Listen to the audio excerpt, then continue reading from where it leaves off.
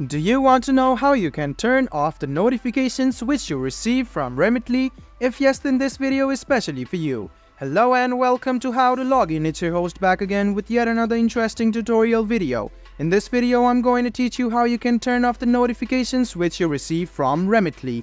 So, there are two ways. I'm going to teach you both of them. The first way is to go to Remitly, tap on it, go to Settings, and find Notifications. Tap on Notifications.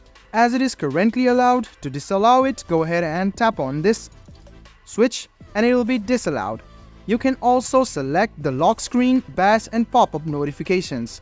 If you want to disallow it, just go ahead and tap on it and it will be disallowed. So, the second way is to go inside Remitly app. Go ahead and open Remitly app which is on your phone. After you open it, you must click on Manage, which you can see on the bottom right hand side. Then tap on Settings. You can see there are three types of notifications: profile activity, app notifications and emails. If you want to turn this off, just go ahead and tap on these buttons over here. You can see that you have currently turned off all types of notifications provided to you by Remitly. Now you will not receive any types of notifications from Remitly.